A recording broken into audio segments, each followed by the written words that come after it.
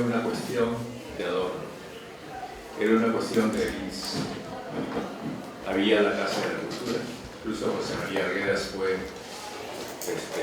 responsable de la Casa de la Cultura en el gobierno de la UNDE, pero no dejaba de ser vista como el asunto del ballet, el asunto de los conciertos, etcétera, etcétera, que había que difundir, ¿no? La idea de civilizar, la idea de culturizar a un país inculto. Eso era, en el fondo, eso. Claro, Arguedas, por supuesto, sabemos que no compartía esa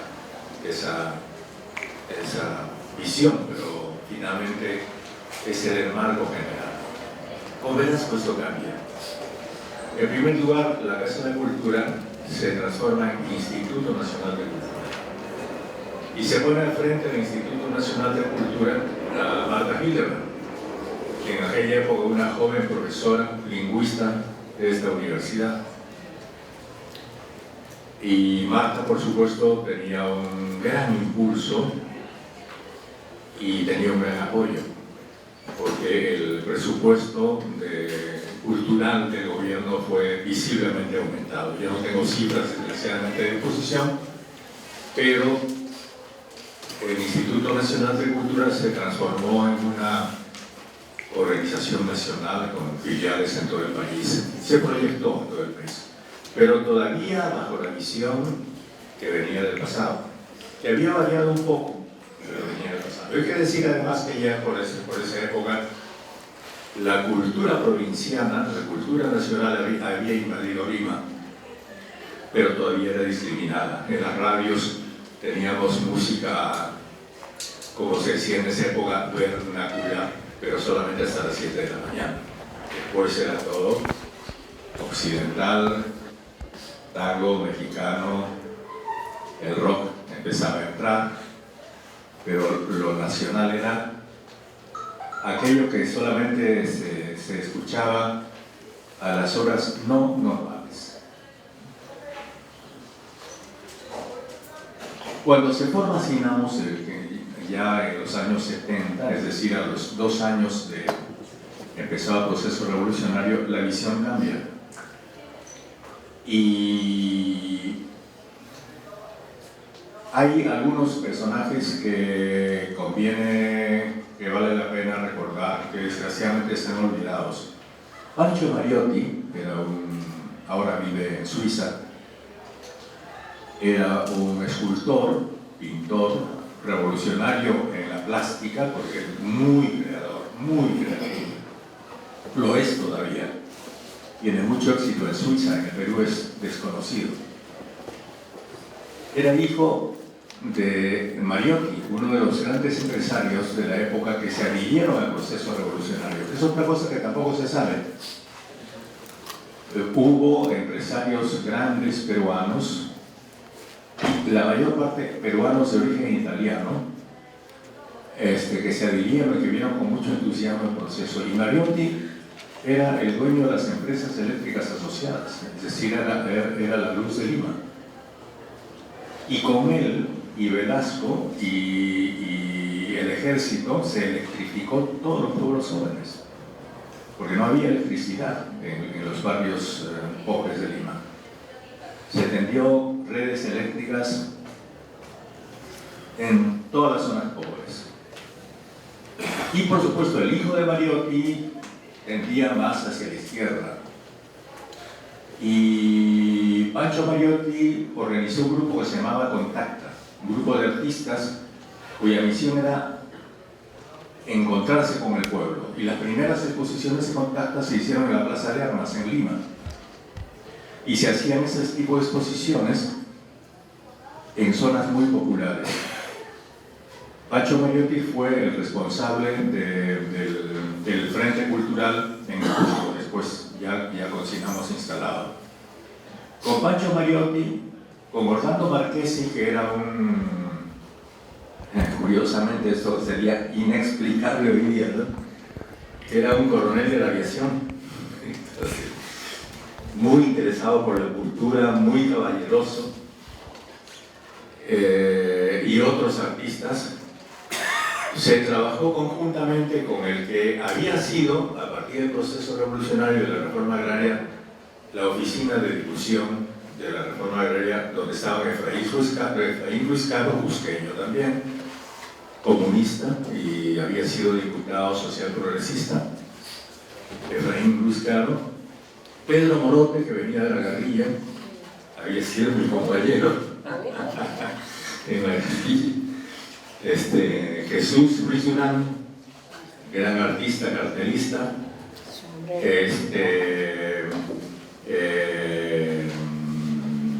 Bueno,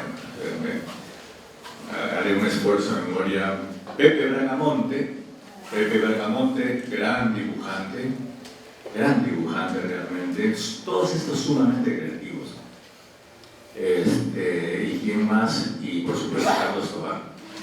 Carlos Tobar, que era un chibolito todavía en esa época, pero todos ellos, con Efraín Ruiz Caro y todo ese grupo, empezó a revolucionar el arte, porque ahí es que empieza el arte, sabiendo que había que dirigirse a un público que era analfabeto.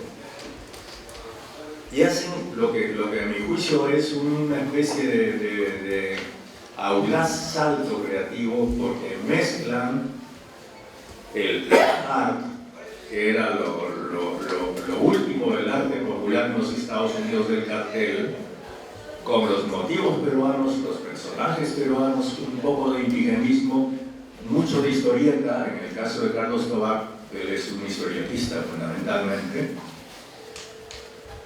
Bueno, y eso dio como resultado una proyección, además con la potencia de salida que tenía Cinamos, porque se produjeron, pues deben haberse producido millones de carteles para distribuir en las zonas rurales, ¿no? Sobre el cine seguramente hablará Pilar. Es una época también de grandes producciones cinematográficas, largos metrajes, pero también noticiarios. Aquí está Fico García, a quien nunca será corto darle homenaje.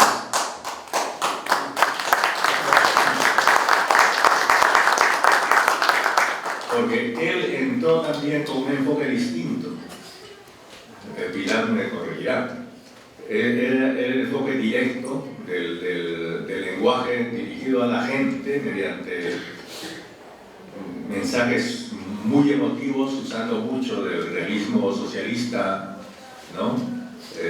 Anterior, y todo esto en conjunto se mezclaba con las nuevas corrientes artísticas que venían de Occidente, ¿no? De Francia, de Estados Unidos, etc. Y esto ya con Marchesi y otros compañeros de cuyos nombres desgraciadamente me he olvidado, pero una investigación habría que hacer para recuperar esto, dio como resultado dos cosas. Uno, la recuperación de los caminos del Inca, el camino del Inca, porque se organizó eventos deportivo-culturales a lo largo del gran camino del Inca, que había sido olvidado hasta esa época. Esto se hizo durante 4 años, una especie de recuperación de los chasquis, pero adecuada a esa época contemporánea y mezclada con expresiones artísticas, y la recuperación también de una idea de Arguedas, que era la idea del Incarrí, es decir, el reencuentro del país. Y el reencuentro del país a través de la cultura, pero ya de una cultura no vista desde la época o la aproximación civilizadora, como he dicho, sino desde lo que había realmente en el Perú. Llegamos a ser, ya en esa época, a mí me comentaron, y yo trabajé con Marchesi, con Orlando,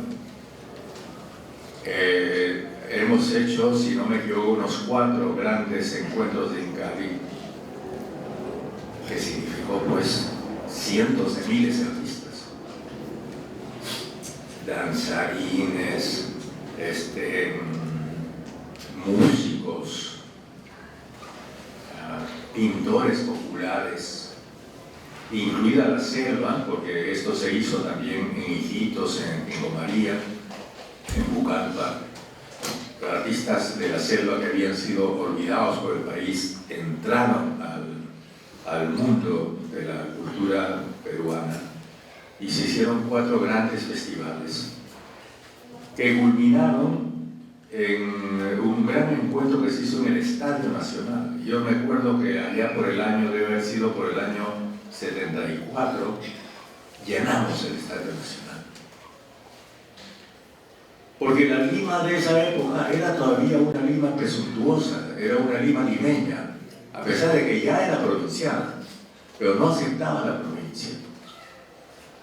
Y eso significó, pues, desde los boras, desde los danzarines que venían de Iquitos, los boras, pasando por la gente de Paucartambo, por miles, en el Estadio Nacional. Y era un nuevo tipo de arte, porque yo me acuerdo que, por ejemplo, esos puneños no dejaban de bailar, porque para ellos no era como para nosotros, ¿no? Que el evento, ¿no? Bueno, vamos a hacer un evento en el Estadio Nacional y el evento comienza, digamos, que a las 5 de la tarde y termina a las 9 de la noche. No, habían estado bailando desde la noche anterior y seguían bailando el día y iban bailando al estadio y de ahí se regresaban bailando a Gompaní, que era el lugar donde estaban alojados. Con todo lo que eso significa, con todo lo que eso es acompañado a la cultura popular. Entonces, no siempre cuando recordamos la época de Velasco, claro, recordamos la época de la reforma agraria, la nacionalización del petróleo, todo lo que nosotros sabemos, ¿no? Pero este aspecto, yo creo sinceramente, viendo las cosas objetivamente, no con la emoción, poniéndome un poco frío, no con la emoción con la que yo siempre recuerdo esa época, poniéndome en plan de historiador objetivo, es efectivamente el periodo 68-75, el periodo en que la cultura en su integridad, no la cultura elitista, que también fue muy apoyada, la cultura en su integridad entra finalmente, no diré al alma peruana, porque en el alma peruana estuvo, sino más bien diría que del alma peruana, que era ignorada, invade todo el ser peruano.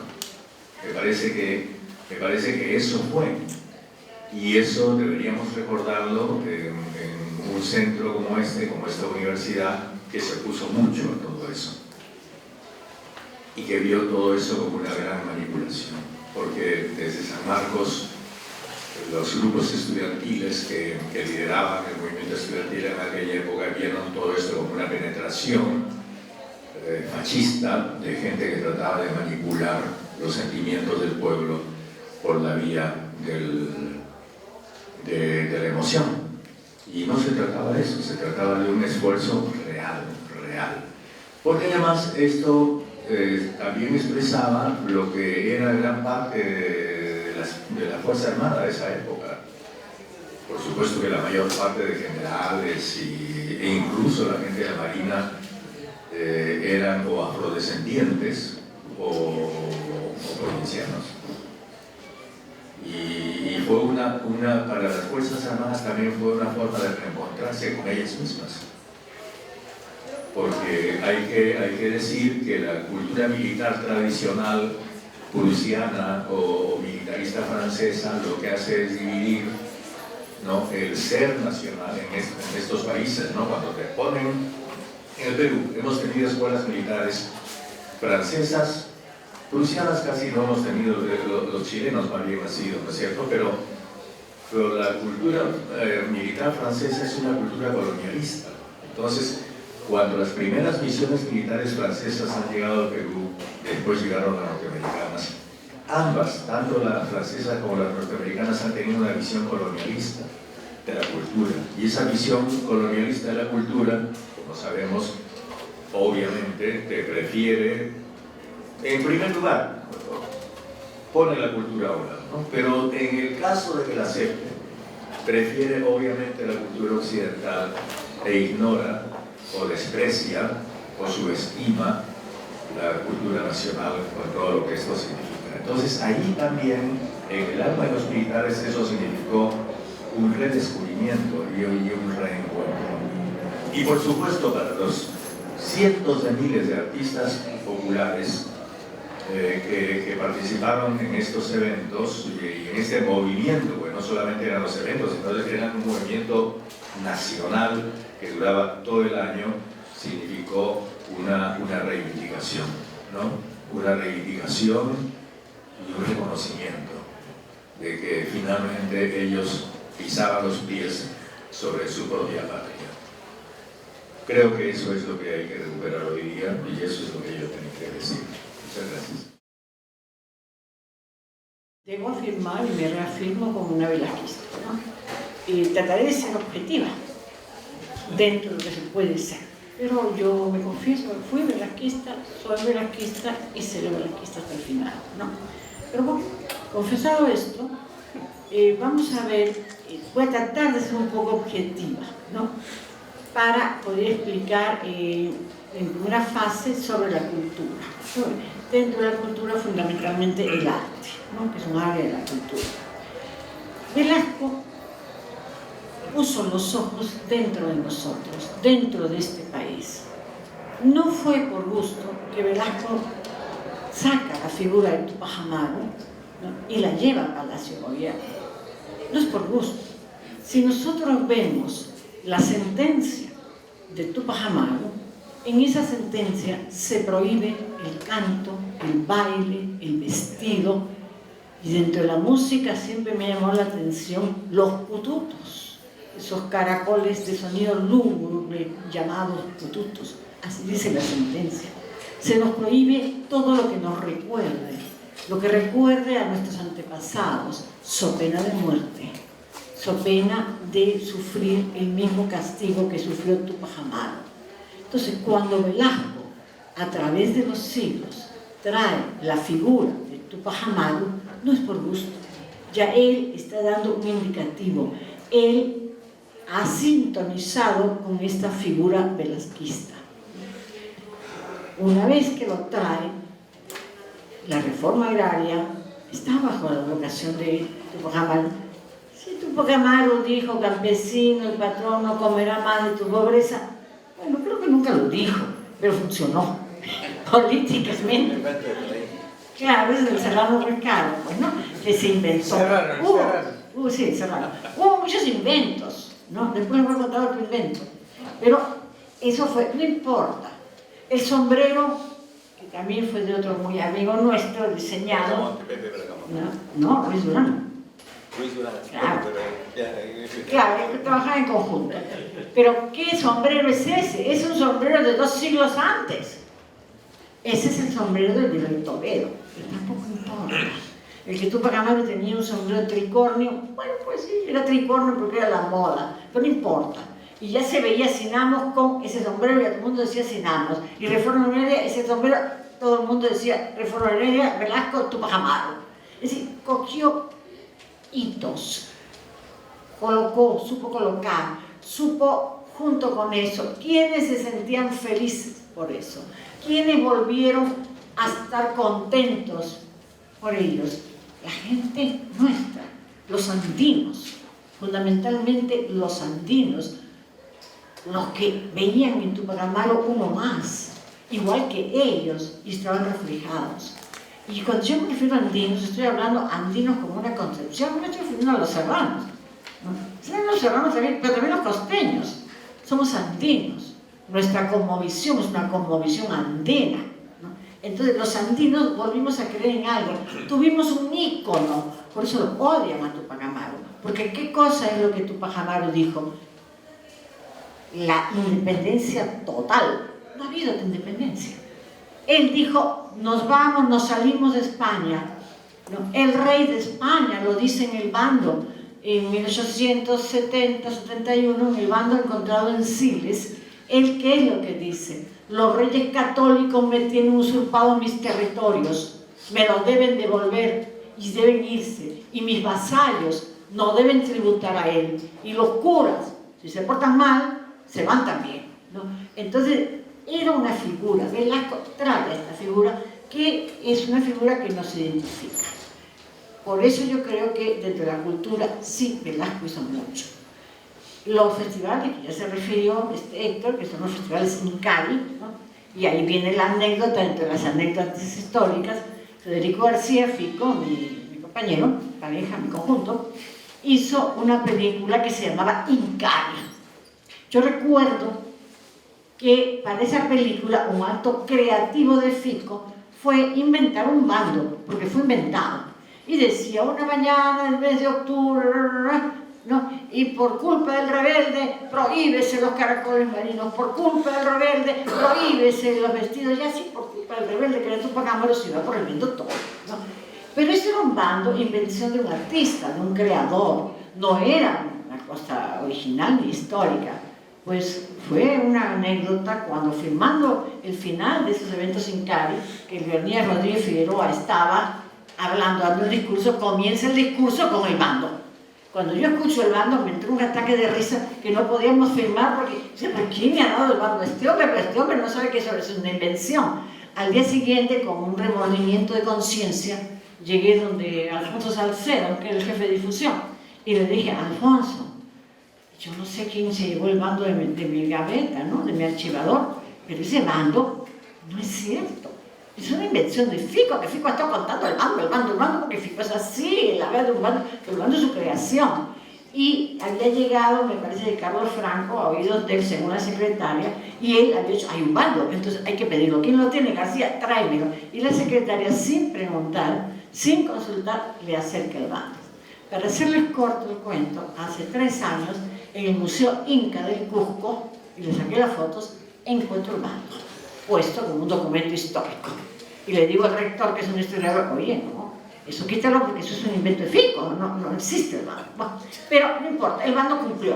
A Salcedo me dijo, mira, hemos mandado a hacer cosas que decía Héctor, como 100.000 afiches, ya están repartidos, ya no podemos quitar el bando, cállate la boca.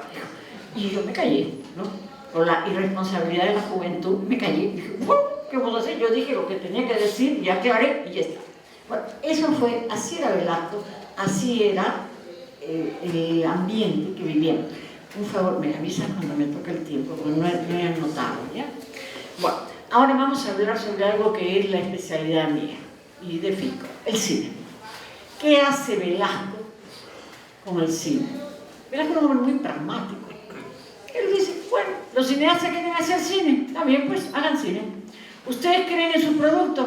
Pues háganlo. ¿Qué es lo que nos da Velasco? Él da una ley que es la 19.327. Esta ley, lo único que hace esta ley es decirte a los largometrajistas, que es el caso nuestro, decirnos, si ustedes quieren, pueden ir a la sala. El dueño de sala, escuchen esto, el dueño de sala dirá en la semana cuántos espectadores debe tener para que le sea rentable el negocio.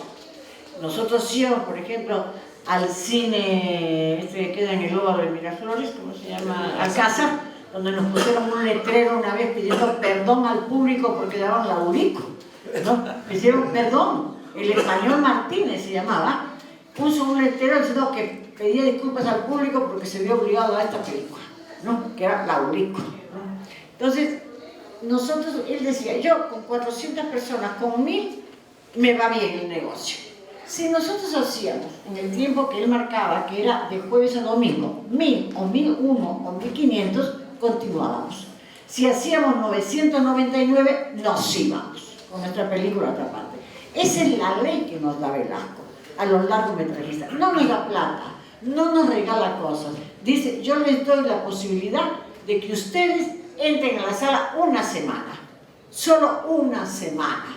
Si en esa semana ustedes tienen su público, han trabajado bien, la película gusta, se quedará en las salas. Si no, la película se retira.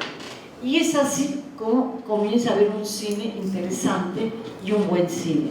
No fue el caso con los cortos. Los cortos son una película que duran de 1 a 20 minutos, ¿no? Los cortometrajes. Y los largos, bueno, ahora le han inventado, antes era más de 60, ahora dicen que son 75, ¿no? Bueno, pero los cortos sí iban, el corto acompañando a un largometraje extranjero y ganaba un porcentaje del impuesto que pagan las salas, ¿no?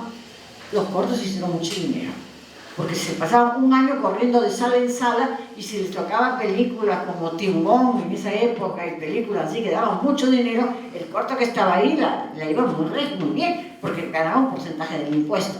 Pero ¿por qué le da el corto eso? Porque dice el corto es un semillero para que la juventud comience a hacer pequeñas cosas hasta que se foguee bien y después pase a hacer su largometraje. Lamentablemente, como se volvió un negocio, muchos se quedaron en el corto y no querían arriesgar con el largo.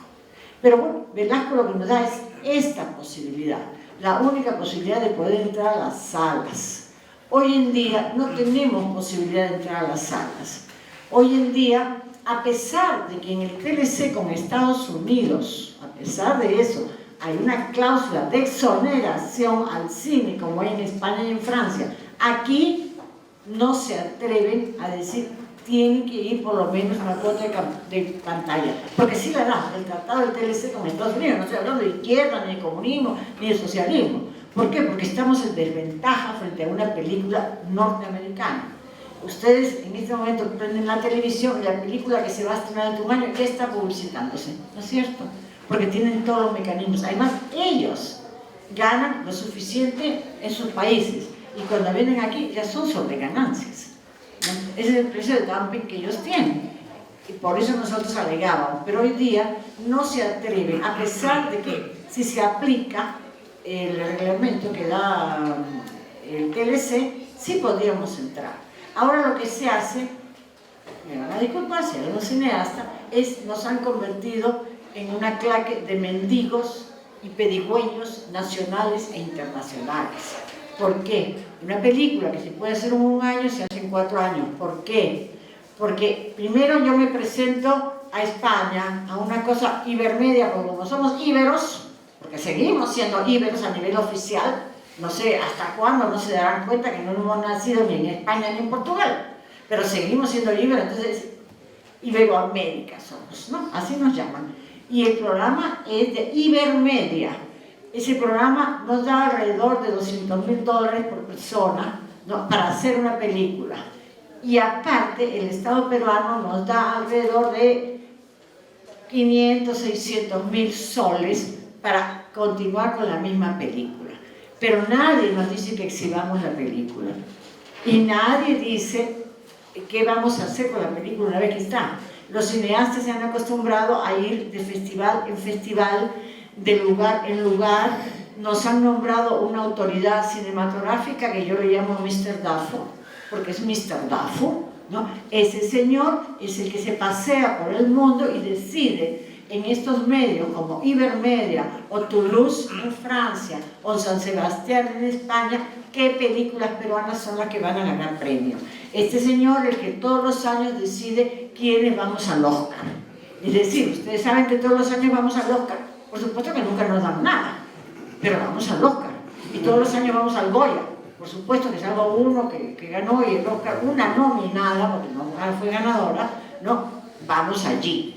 Es decir, hay un Mr. Dafo que decide la vida de todos los cineastas, con la anuencia de los cineastas, porque ese Mr. Dafo en su poder está decir si usted va a ganar 80, le van a regalar 80.000, 100.000, 120.000 $, una parte de regalo, porque los premios son muchos. Entonces una película va de premio en premio, de premio en premio. Voy a presentar un libro y estoy sacando más o menos que cineastas que ya tienen 3 millones en su haber de regalo, que hacen películas con 3 millones. Una película peruana no se hace con 3 millones. No es posible que nos den plata de los peruanos para que filmemos en Canadá. ¿Pero qué tiene que ver? A un cineasta allá ni filma en Canadá. No es posible, la ley tiene muchas trampas, ¿no? Me han dicho que no diga delito porque no son delitos, son vacíos legales, ¿no? Entonces, ¿cuáles son los vacíos legales? Las regiones tienen derecho. Pero Velasco hizo el festival de regiones y entonces la gente iba desde abajo poniendo su cultura, mostrando lo que era. Esto también dice, pero lo que dice es que la empresa tiene que estar registrada y ocurre que tenemos empresas en Yauyos no sé, que hay una empresa en Yauyos, para que concursen por los concursos de regiones, solo para las regiones, menos Lima metropolitana, ¿no? Entonces, esto que van a concursar por regiones se han inscrito en diferentes partes del país. La empresa está inscrita, el cineasta vive en Lima, o muchas veces en Europa, no viven acá, solo vienen a recoger premios. Entonces, esta es la nueva ley que se ha dado, que nos ha vuelto los pedigüeños nacionales e internacionales a los cineastas, y que ha hecho que se haga el cine que se está haciendo. En la época de Velasco es cierto que teníamos la censura. Sí, pues, teníamos la censura y peleábamos. Nosotros hemos censurado toda la vida, ¿no? Yo siempre recuerdo a Manuel Escorza con un papel y a Edgardo de Javis pidiendo que quitaran la censura del caso Guayanay. Sí, pues había censura, había unos burócratas que nos censuraban, porque sí, hay criterios estrechos de la gente. Pero la peleábamos. La Junta Censora. La Junta Censora, la Junta de Calificación de Películas, que eran varios comités. Entonces ellos decían, no, esta película no es apta, esta película ningún peruano la puede ver, esta película es para 18, 21, 18 o lo que ellos decidían, ¿no? Por supuesto que era una junta coimera también, porque había lo que llamaban la bolsa, ya no se llamaba la colma, se llamaba la bolsa. Pero nosotros no entrábamos a la bolsa porque éramos pobres, lo que entraban a la bolsa eran las películas extranjeras que llegaban, ¿no? Y entonces ellos se hacían dar una calificación, ¿no? Entonces sí había censura, malo. Yo creo que era muy malo que hubiera censura, pero peor que la censura eran los censores, ¿no? Y ahora con esto no hay censura, no existe la censura oficial, pero para ganarme el premio tengo que hacer algo que el gobierno de turno quiera, no por gusto. El 60% de los largometrajes tienen que ver con Sendero Luminoso. Ahora resulta que todos los cineastas somos senderólogos, todos hacemos películas contra sendero. Qué cosa tan curiosa, ¿no? Y los que no son contra sendero, ¿qué películas hacen? Hacen películas sobre LGTB o drogas. Ese es el cine que tenemos, general, el cine financiado por el Estado peruano. Entonces yo creo que no, que esa no es una forma. La forma mucho más avanzada era la forma de Velasco, que era, entra al cine y si tu película es buena, si trabajas bien tu promoción, tu publicidad, muy bien, vas a entrar al cine y te quedarás el tiempo necesario, si tu película lo permite. Si haces cosas malas, pues no va, ¿por qué vamos a hacerlo más, no? Es decir, si no creemos en nuestro producto, ¿qué vamos a hacer? Hoy en día la gente vive, muchos cineastas viven. No estoy diciendo que todos los que concursen, hay gente honesta que concurse y gane un premio, pero hay cineastas que todos los años ganan premios, ¿no? Y sobre todo los más mayores, ¿no? Que todos los años están con premios.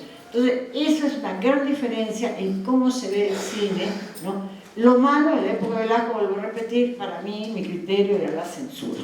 Eso yo nunca estuve de acuerdo con la censura, pero ahora existe la autocensura que es peor que la censura, ¿no? Porque si no, no coges el dinero, no tomas el dinero, no te lleva, porque antes nosotros teníamos las películas y los festivales te invitaban directamente. Hoy no, hoy Mr. Duffo dice quiénes van a los festivales o a las mesas de negociaciones, porque no solamente es el dinero que el Estado en forma directa o indirecta da, sino el ingreso a los festivales, que la gente cree que el festival es el glamour, la alfombra roja. No. El festival no interesa por el glamour ni por la alfombra roja.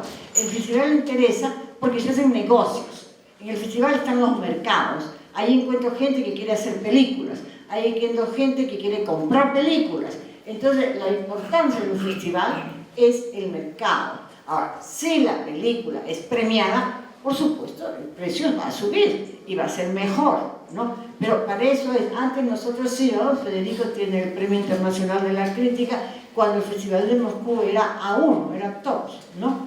Y a él le dan el Premio Internacional de la Crítica por Cuntuhuachán, ¿no? Que es la película que narra la historia de la reforma agraria de Velasco. Creo que de la reforma agraria es una de las pocas cosas que ha quedado, ¿no? Que es la película Cuntuhuachán, ¿no? Que narra la lucha por la tierra centrado en el Cusco, en el Valle de Calca, ¿no? En la hacienda, la ex hacienda que era la hacienda Aguarán, ¿no? Que se convierte en cooperativa José Zúñiga Letona. Entonces Federico hace esta película mostrando, después hace otra película mostrando los problemas judiciales, la justicia tradicional frente a la justicia oficial, que es el caso Guayanay. Los mayores más o menos saben de qué se trata el caso Guayanara, ¿no? Y aquí en San Marcos también ha sido materia de examen, porque yo he venido a traerla y hemos conversado con los muchachos sobre la película. Entonces, nosotros hacemos películas que reivindican, ¿no?, nuestro ser nacional, ¿no? Eso ya se olvidaron, porque eso ahora no interesa. Federico, en contra de lo que yo hice, pero para demostrar yo cosas a veces, y una de esas fue presentar mi película a los concursos DAFO. Por supuesto que no llegamos ni a la preselección, nos votaron ahí mismo, pasamos la parte técnica porque no se atrevieron a decirnos que técnicamente estamos mal, eso ya no hubo ese atrevimiento, pero quedamos ahí, ni siquiera era de interés finalista, ninguna de las películas. Se presentó Mariátegui para poder hacer una ampliación de Mariátegui y ellos ni siquiera la pusieron como finalista, no valía la pena la película. Entonces se ha presentado una película sobre movimientos afros, tampoco, ¿no? Él siempre ha regañado contra mí y tú lo presentas. No, yo lo presento porque si no, ¿cómo puedo decir cómo actúan ellos? La última presentación que hice fue para que cualquiera de las películas de FICO pudiera exhibirse por el canal 7 de televisión. Es un concurso que nos dan entre 10 y 20 mil dólares por pasar la película. Esas películas peruanas que usted ve que pasan en el canal 7 están pagos, ¿no? Es un programa de Ibermedia. Entonces me mandaron una carta diciendo que este año el programa está en revisión. No podían decirme que no, porque películas muy antiguas las estaban pasando y pagando. Pero para el caso nuestro estábamos en revisión. Ah, bueno, ya sé, lo tengo ahí escrito que están en revisión. Entonces, esa es la forma que ahora, ¿no? Hay una cultura oficial, ¿no?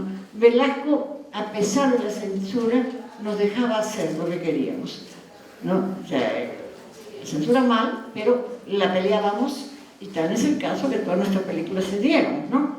A pesar de esos burócratas que estaban ahí. Por supuesto, Tupac Amaru fue negado. A nosotros nos acusaron, nos llevaron a asegurar el Estado, Belaunde, por haber hecho Tupac Amaru. Esa película, pobrecita, pero de todo le ha pasado. Nos llevaron a asegurar el Estado acusándonos de terrucos, subversivos y terrucos, por haber hecho Tupac Amaru, ¿no? Lo último que fue que acabamos hace 4 meses, ¿no, Fico?, de ganar el juicio de 10 años al Estado, cuando el Estado dijo que Tupac Amaru es su propiedad. No, ¿sabes? Pues yo, ¿por qué era propiedad Tupac Amaru de ellos cuando nunca nos dieron un centavo, ¿no? Entonces, bueno, pues entendemos que lo que querían era que la película no circule, ¿no? Y es el gobierno de Ollanta Humala, ¿no? Con Peirano de jefe. Peirano que se supone que es un hombre de cultura, de la Católica, ¿no? Ellos ahí nos hacen el juicio diciendo que la película Federico García se la regaló y por lo tanto es propiedad de ellos. No que le regaló nada, ni hay documento de donación alguno. 10 años nos costó este trabajo. Entonces lo que yo quiero demostrar un poco es que sí hubo cambios en la época de Velasco, que sí Velasco vio el asunto del arte fundamentalmente, ¿no? Y que ahora pues estamos pasos para atrás, ¿no? Lo que pasa es que es dentro de una modernidad y más asolapado, diría yo. Bueno, eso es lo que yo tenía que hablar. Muchas gracias por escuchar.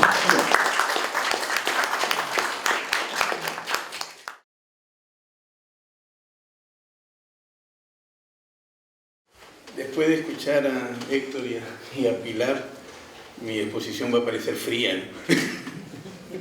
Por los temas. Quiero empezar con una frase que encontré en un libro de Basadre, que se llama Sultanismo, corrupción y dependencia en el Perú republicano. Y esa frase creo que sirve mucho para poder situarnos 50 años después en el tema de Velasco, ¿no? Escribe Basadre que no hay que aprisionar al pasado dentro de las opiniones o creencias de hoy. Creo que hay que ir situándose en ese sentido.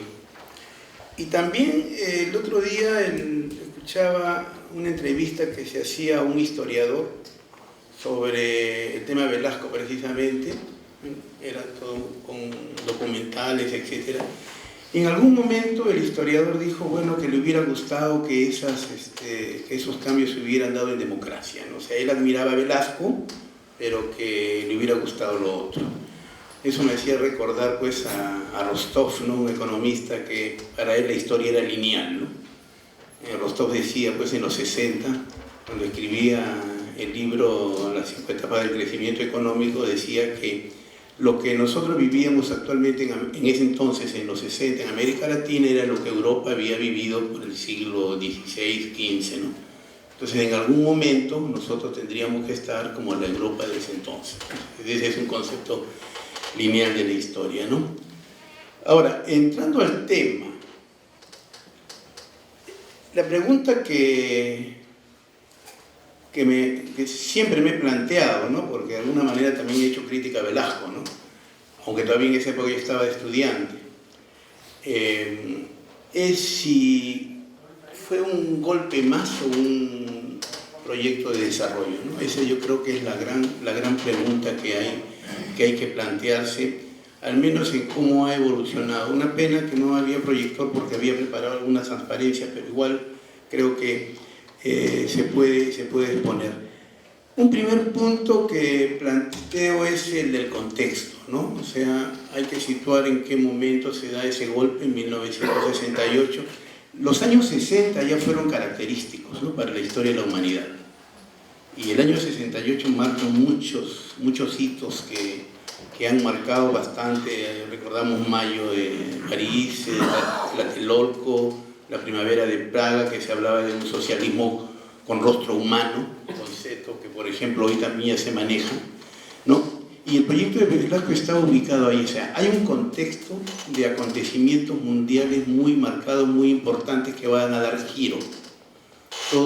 Toda la cuestión, digamos, del feminismo, incluso yo diría Woodstock, que fue un cambio, digamos, de los paradigmas de la música, ¿no? Que si bien uno lo puede ver o se veía desde una perspectiva de liberalismo, de abuso, etcétera, yo creo que es un asunto de libertad, plantearse el tema de la libertad, ¿no? Toda esa corriente de los 60. El otro aspecto del contexto es lo que ocurría en la economía mundial. Se está saliendo de la guerra, ¿no? Estamos en plena posguerra, digamos, ya con la discusión que es muy importante sobre cómo iban a crecer las economías. En ese periodo de Velasco, y muchos recordaremos la famosa calcomanía, ¿no? Para poder transitar en vehículos, lunes y miércoles, martes y jueves, viernes, sábado y domingo podían transitar todo. Y eso era porque los precios del petróleo pasaron de 3, 4 dólares, se dispararon como a 14, 15, como 3, 4 veces el precio. Y eso generó a nivel mundial inflación y también aspectos de recesión. También tanto dólares se generaban en las economías de los países desarrollados, bajo sus empresas estaba controlado el petróleo, que ese dinero no podía ser introducido en las economías y entonces empezaron a prestarlo. Algo así como cuando hubo auge financiero acá, los bancos tenían mucho dinero y a cada rato lo llaman a uno para prestarle dinero, ¿no? Digamos, se vuelven locos tratando de colocar dinero y después el problema viene cuando hay que pagarlo. Ahí también, por ejemplo, la OPEP, ¿no? La Organización de Países Exportadores de Petróleo, se fortalece a raíz de la guerra árabe-israelí, y con esa presión, digamos, trataron de ajustar a los países desarrollados para que no apoyaran a los israelitas. Desaparece el patrón oro, la economía se manejaba bajo el patrón oro, empezó a fortalecerse el dólar y aparecieron los famosos petrodólares. Ese por el lado de la economía. Pero el otro contexto que creo que es el más importante, que nos ubica en el debate, es el debate sobre el desarrollo. Los años 60 y digamos todo lo que fue la posguerra, a raíz de los organismos internacionales, el gran debate era crecimiento o desarrollo. Es decir, que las economías crezcan y que no interese y medimos todo crecimiento por la capacidad de industrialización de las economías o por el crecimiento del Producto Interno Bruto. El otro lado del debate era la distribución, o sea, el desarrollo, ¿no? O sea, una economía podía crecer pero no necesariamente desarrollarse, es decir, generar una distribución del ingreso. Pero toda economía que quisiera distribuir el ingreso necesariamente tenía que crecer. Ese era un debate más ubicado por el lado de los organismos internacionales. Ya tenían fuerza el Banco Mundial, el Fondo Monetario Internacional. En ese marco, por ejemplo, y que viene desde la guerra, aparece el modelo de sustitución de importaciones, ¿no? Conocido también como industrialización por sustitución de importaciones, las famosas ISI. Más allá todavía aparece la teoría de la dependencia, que era un debate entre que la cara del desarrollo tiene como contrapartida el subdesarrollo. O sea, nuestro subdesarrollo es producto del desarrollo. Entonces también todo ese concepto centro-periferia va apareciendo. Y aparecen cosas curiosas, las recetas para el desarrollo que venían desde los países desarrollados. Y una de las recetas eran, por ejemplo, los modelos de integración. Un autor, Bela Balassa, el que proponía toda una teoría de la integración, le daba procesos. Y miren esto, la primera etapa del proceso que situaba Bela Balassa eran las asociaciones de libre comercio, las alianzas de libre comercio. O sea, una primera etapa de la integración económica tenía que basarse sobre liberación comercial. Una segunda etapa, ya imponer ciertas barreras al comercio. Eso lo dejo por ahora ahí. Y en las siguientes etapas podía llegarse hasta niveles de integración como lo es Estados Unidos, un Estado federal, o una etapa anterior como lo podría ser la Unión Europea. La Unión Europea, su germen está por los 1950 con la Asociación del Carbón y el Acero, formado por 3 países, después se amplían a 6, ahora que son como 25 o 28. Esto, digamos, fue un debate. Incluso había, digamos, posiciones de intelectuales de izquierda de Francia, países centrales, que planteaban soluciones para el subdesarrollo, para salir del subdesarrollo. Pero también empezaron a aparecer las posiciones desde la periferia. El primer punto fue la propuesta de la CEPAL, conocida como el estructuralismo, y luego aparece la teoría de la dependencia por el lado de Teotonio dos Santos. Les decía que esto es importante porque marca el debate. Ya empieza una especie de querer zafarse, por decir así, de lo que significaba, ¿no? Obviamente la CEPAL tenía sus propuestas y la gente, digamos, que venía de la izquierda, de los teóricos de la teoría de la dependencia, Teotonio dos Santos, toda esa gente, Brown, eran los que planteaban esa salida. En ese contexto está el debate. Y un punto más, ya por el lado peruano. En 1967, Augusto Salazar Bondi escribe un libro que se llama Existe una filosofía de nuestra América. Y eso ya marca un aspecto muy interesante porque es un pensamiento que va a recorrer América Latina como llamada filosofía de la liberación. Es decir, a nosotros, nadie debe pensar por nosotros. Y recordemos, Salazar Bondi dirigió fue el ideólogo de la ley de educación, ¿no? En la época de Velasco. Si ustedes revisan esa ley, es asombrosa, ¿no? Y hasta ahora, francamente, no hay una ley que pueda tener esa perspectiva tan integradora como esa ley de educación. Entonces, frente a ese contexto, entonces le volvía al punto de partida, ¿no? ¿La propuesta de Velasco era un proyecto de desarrollo o un golpe más? Sencillamente esa crítica que, por ejemplo, se hacía desde la izquierda, ¿no? del reformismo, ¿no? Y que luego, digamos, va a tener unos aspectos muy importantes desde el punto de vista de estructura, ¿no? O sea, Velasco va a romper con la estructura de la propiedad. Y eso quizás es lo que la derecha hasta ahora no le perdona a Velasco, ¿no? Y de todos los males que puedan, digamos, surgir hoy se los achacan al gobierno de Velasco. Pero cuando Velasco, digamos, enfoca el problema del subdesarrollo y la salida del subdesarrollo, como desde la estructura de propiedad, va a atacar el tema de la tierra, va a atacar el tema de la industria, aparece la propiedad industrial, aparece cosa curiosa, empresas de propiedad social. Las empresas de propiedad social eran, digamos, tenían como ejemplo el modelo yugoslavo. Y aquí les cuento una anécdota, pues yo en esa época estudiaba economía en la Universidad del Pacífico. Bueno, estaba con beca porque en esa época todos los que proveníamos de colegios nacionales, la Universidad del Pacífico le otorgaba beca. Y cosa curiosa, quizás le va a llamar la atención, quien me enseña, como se había dado la ley de propiedad social, me enseña el curso sobre el modelo yugoslavo.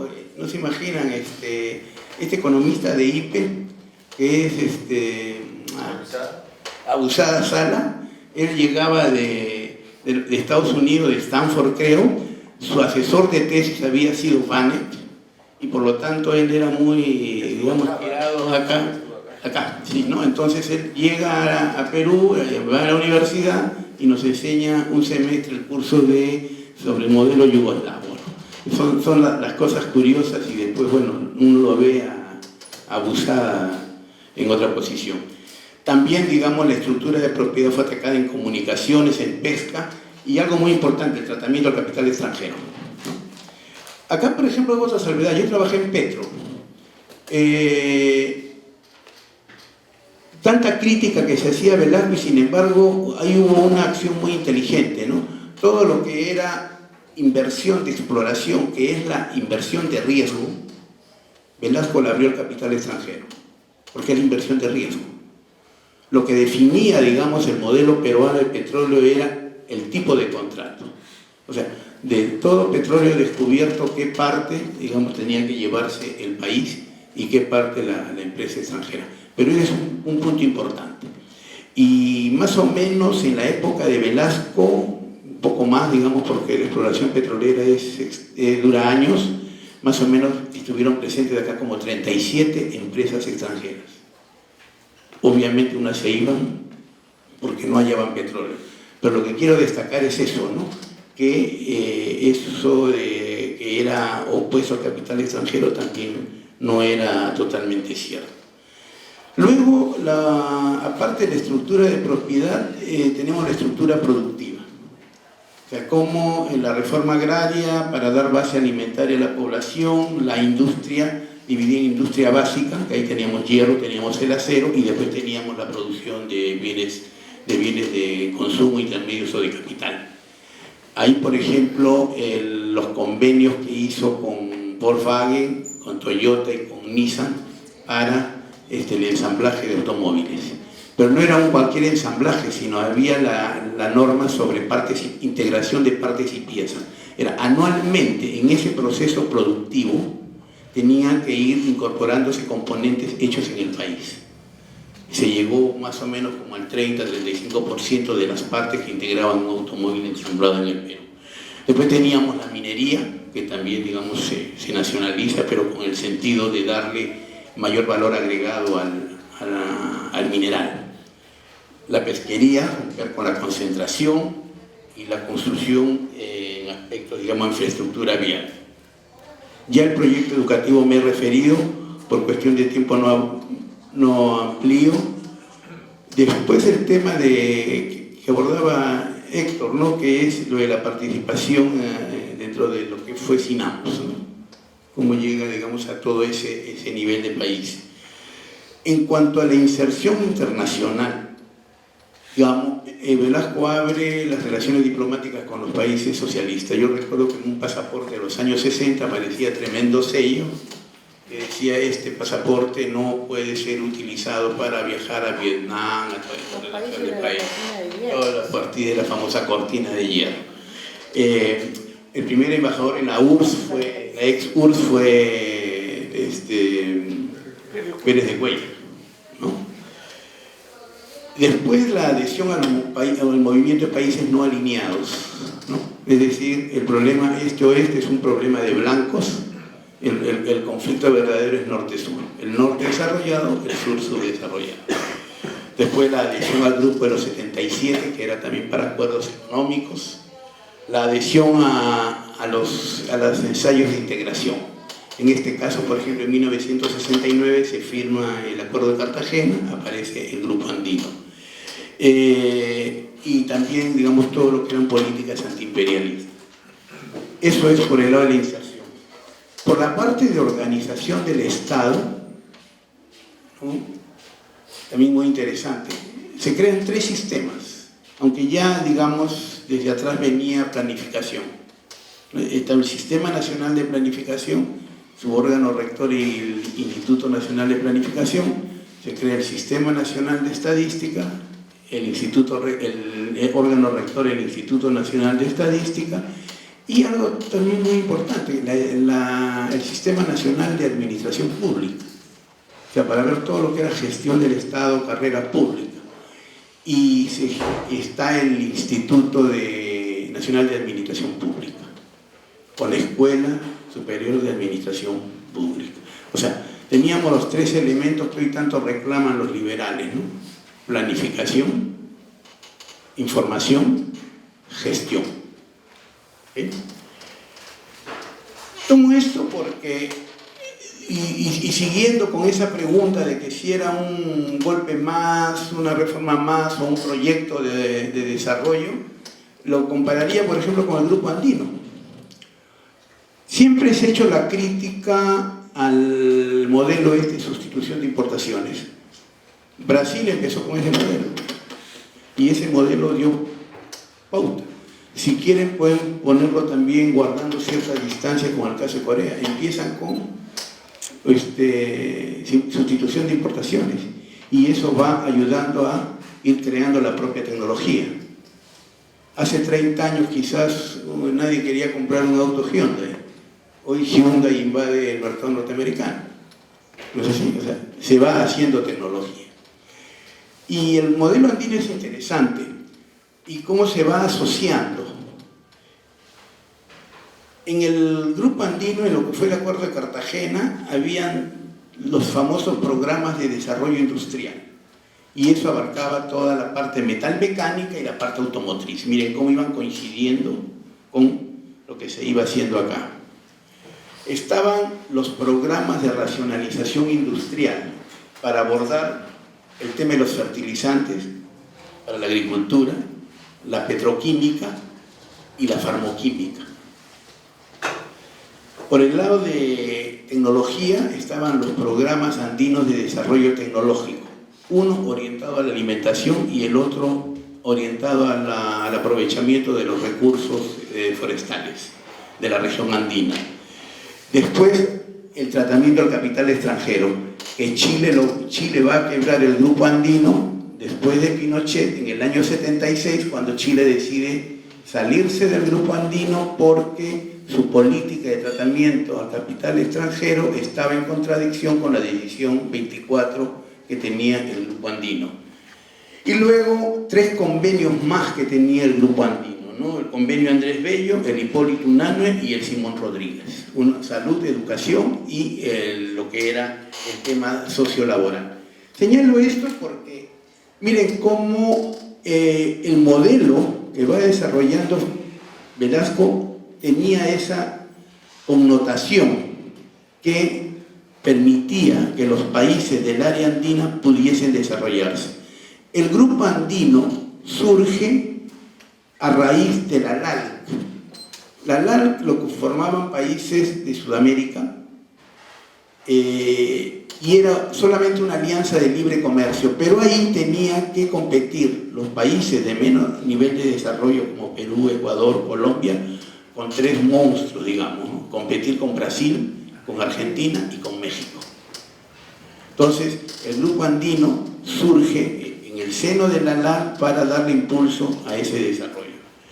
Esto, digamos, marca también la proximidad a que el modelo de Velasco no era un modelo aislado, era un modelo que, incluso siguiendo los patrones de los países desarrollados en cuanto a recomendaciones, a que era una estrategia de integración y de desarrollo económico y social.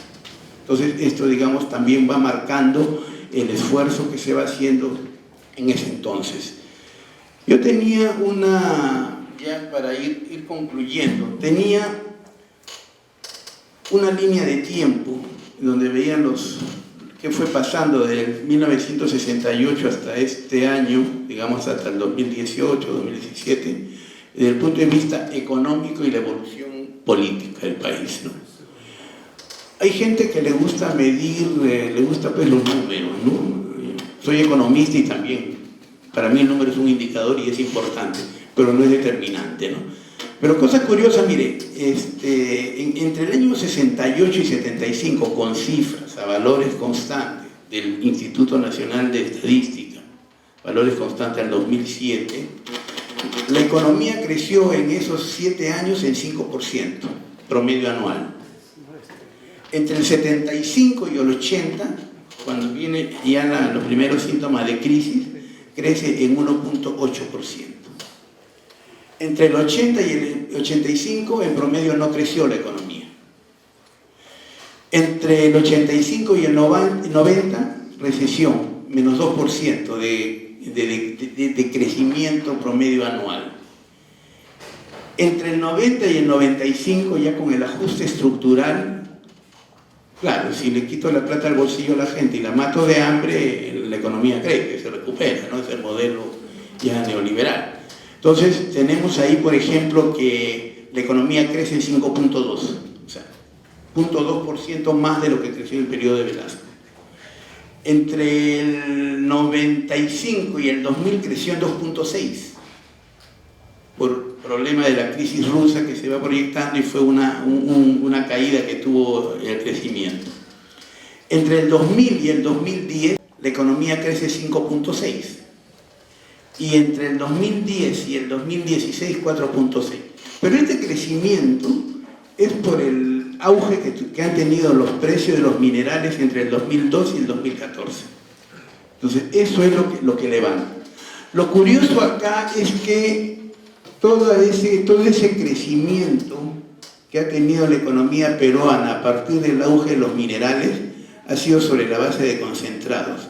Es decir, hemos vuelto a ser exportadores de materias primas, o sea, 50 años después, ¿no? ¿Y eso qué significa? Significa, por ejemplo, digamos, por aplicación del consenso de Washington, todo el paquete neoliberal es hacernos retornar al extractivismo, ¿no? En lo político es interesante porque, digamos, todo ese periodo entre el 68 y el 80 se da la caída de Velasco, se da la presión social para el retiro de las Fuerzas Armadas, es famoso el paro del 19 de julio del 77. Entre los 80, digamos, va perdiendo a nivel sudamericano ya el modelo heterodoxo, el modelo, digamos, que venía basado en lo que se conocía como una economía del bienestar, o sea, un modelo keynesiano. 1980 son famosas las palabras de Thatcher, ¿no? No existe la sociedad, lo que existe es el individuo. Punto de partida, Thatcher rega para todo lo que va a ser el modelo neoliberal. Obviamente, los 80 es la crisis de la deuda y empieza a presionarse a los países para que vayan cambiando modelo. Resumo un poco más, van quedando las llamadas dictaduras militares, que por cierto, ¿no? Los gobiernos militares marcaban cuestiones muy distintas. Un punto interesante que estaba obviando, cuando Velasco está en el poder, en el año 70, sube Allende en Chile. Hay un encuentro de Allende con Velasco.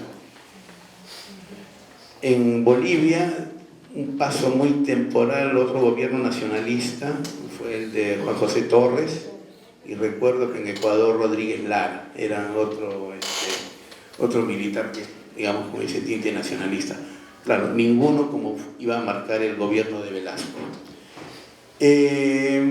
Los 90, Fujimori aquí es cuando se desmonta, en los 90 que se desmonta ya todo lo que es el proyecto velasquista desde el punto de vista de las empresas que fueron nacionalizadas, el concepto de impuesto básico, y tan es así que en el año 92 desaparece el Instituto Nacional de Planificación, pero desaparece físicamente, ¿no? Entonces ya a partir de ahí, bueno, está el CEPLAN, pero eso es más, es un disfraz de planificación que lo que fue un sistema nacional de planificación.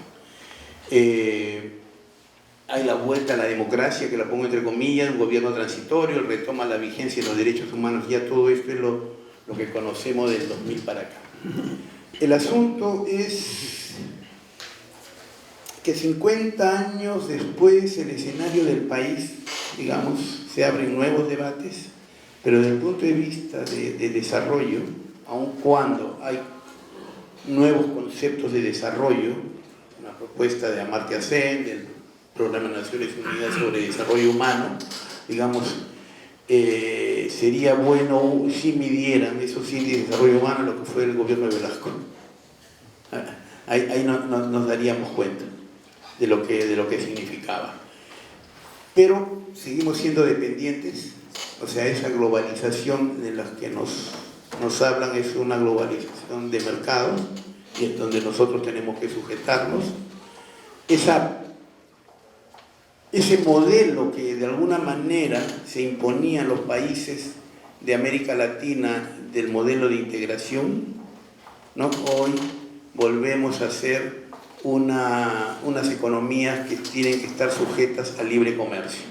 O sea, ese modelo de Bela Balaza, de la primera etapa del desarrollo, pero que teníamos que caminar hacia la quinta, que era una integración total, nuevamente nos hace volver a la primera etapa, ¿no? O sea, sujetos a los tratados de libre comercio, para lo cual no estamos preparados, etc., ¿no? Hay una afirmación del neoliberalismo, y aquí es cuando, ¿no?, ya concluyendo,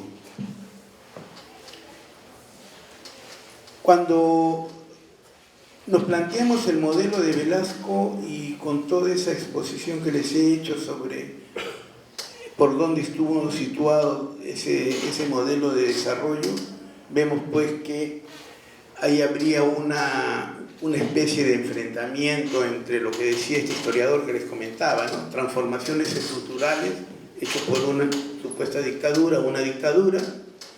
Por otro lado, tenemos la discusión sobre cambios estructurales o continuidad de un modelo de desarrollo, como que tenemos ahora, que viene desde el año 92. Cuando Fujimori da el golpe, viene toda esta negociación con el Fondo Monetario Internacional y con el Banco Mundial. En República Dominicana le dan la bendición al golpe de Velasco para poder instaurar, digamos, todo lo que era el consenso de Washington. Ha habido cambios, avances, si se quiere, muy sustantivos en materia de derechos humanos, pero, aquí pongo el alto, por el lado de los aspectos políticos. O sea, una vigencia de derechos humanos por el lado de los derechos políticos o derechos del ciudadano. Pero lo que son derechos económicos, derechos sociales, derechos culturales y derechos ambientales, ¿no?, laborales, que sería, digamos, todo lo que son derechos sociales, ¿no?, estamos estancados. Vivimos el mismo modelo de desarrollo, entre comillas, económico, impuesto el año 92. El modelo no se toca, esa es la expresión. Entonces, pues, nos batimos entre una discusión de las transformaciones estructurales realizadas por una dictadura, ¿no?, la continuidad de un modelo de desarrollo y unas políticas de derechos humanos donde los derechos humanos solamente son vistos como derechos políticos. El resto, digamos, tendría que funcionar en términos de posibilidades de mercado, ¿no? Entonces, ahí es donde ya plantearía esa pregunta, ¿no? Y retomo, solamente terminar con dos frases. Una de Hobsbawm, Para Erich Hobsbawm, el gran historiador británico que mucho se interesó por el proceso peruano, él decía, ¿no? Bueno, de un libro que extraía esa cita, los cambios más profundos se dan, digamos, mayores, dice este autor, que los de no Hobsbawm, sino Montalvo, fueron más profundas, según Hobsbawm, que el modelo de Perón. Y pone 3 razones, dice. 1, porque Velasco incluyó a la población indígena. 2, porque destruyó la base económica y política de la oligarquía. Y 3, porque renegociaba con el capital extranjero. Esos 3 puntos, digamos, hacen que para Erich Hobsbawm sí realmente el gobierno de Velasco fue una revolución. Nuevamente, como les digo, situándonos en esos años, ¿no? A veces cuando nos ponemos a pensar y debatir, obviamente, ¿no? Lo que decía también Pierre Vilar, ¿no? Hay que pensar la historia y pensar históricamente. O sea, no es cuestión de que nos vamos a lamentar y cualquier pasado fue mejor, sino tomar esas lecciones y pensar hacia arriba, ¿no? Pero también me hace recordar cuando vivimos estas dudas, estos dramas, ¿no? Una frase que extraigo de Sforza, del jinete insomne, que dice así, ¿no? ¿Qué miraré yo cuando de mí solo queden mis ojos? Estos ojos que no se hartan de mirar, generación tras generación, los mismos reclamos, los mismos quebrantos, los mismos abusos, los mismos engaños, los mismos desalientos. Gracias.